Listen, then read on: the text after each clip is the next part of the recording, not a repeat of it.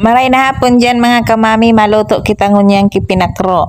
Inot ko nga ni digding ubakan ining kamuting kahoy na medyo saradit-sadit man sana ini kaya duro dipisil ining ubakan. Di ko lang ngunyan pag voice over tagaro malay ng pamati ko may hangover pa ako kang pirang aldaw sa ospital na dae kami nangingiturog. Mala bagaw ni pig ubakan ko ining mga kamuting kahoy na ini. Kamuting kahoy medyo matagas-tagas kay puhan iyo ang ikaag ko sa irarom. Kaya iyo inot kong pig ubakan. Agay, saradit man sana ining nabakal ni agom na kamuting kahoy pero huni tigbuhang kumanggiraray nga ni siguradong luto. Maray na kaya nakakasigurado kitang lutong-luto talaga ining sa tuyang ilulutong kamuting kahoy. Isusunod ko digdi yung ihalo kong mga linsa. Medyo ang linsa malumoy-lumoy kidiit kaya ikaag ko sa ibabok ang kamuting kahoy. Isusunod ko man digdi yung sa kuyang ihalo man na batag. Ang batag madali man sana maluto kaya yun ikakaag ko sa pinakaibabaw. Ini kayang mga aki ko ang muyaman sa nang kaunon ang batag sa pinakro. Yan nga tigbuang-buhang ko muna sa mga kamuting kahoy nga ni deki mahilaw.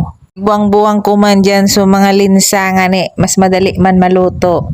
Tapos iyon na nga ni inipig ubakan ko mambirilog sana ang batag digdi ang pagkaag ko. Para day masyadong malatok ang batag. Siram kaya ining pagmirindala na pinakro. Naramdaman ko lamang kan saradit kami pero may talaga ining tigmimirindalan duman sa isla, duman sa minso.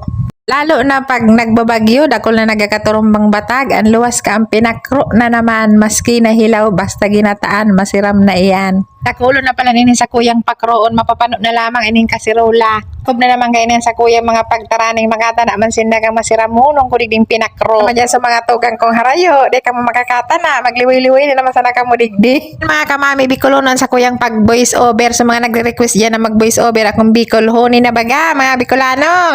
Naka voice over na ako kay Bicol, o ano, nagimamagang ulok digdi kan sa kuyang aki, ito nangangalasunong kan sa kuyang voice over na dahil mandaan kator Tagalog, puro na sana Bicol, ang pigtataram ko. Siya sa mga Tagalog dyan, sa mga Bisaya dyan, kung dahil nakasabot. Nakaready na pala ini sa kuyang pakroon, ibubuhos ko na digdiso sa kuyang binakal na gata. Dahil na pala ako kainin nagkudkod, buda naggunaw.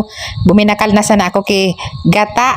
Tagal pa niya ako, kaini bata, ibabluya na nga ni ako. Nang ko naman ini asukar sa ibabaw nga ni, maghamis-hamis inin sa kuyang pinakro, buda kinaganang ko mangkidit na asin. Sinam kaya ang pinakro na maski may asukar, pigkaganang kidit na asin para magbalansi ang lasa kan sa tuyang masiramo na pinakro. Yan na nga ni, binuhay ko na sa kuyang stove, tangani mapuna ng lutoon ini, tangani makamirindal na nga ni kami, purunaw na kami di. Nagsabaw pa lang kita di kan pinakro, dapat bako man siya so dakulunon, taginatanakan ang luwas, ini pinakro man sana kaya kapantay lang kainin sabaw. Tapos nilukduan ko na tangani maluto na malabaga ini huluto na ang sakuyang pinakrodit na sanang minuto luto naman ini ready na naman digyan sa kuyang mga pag-iriba sa pagmirindal.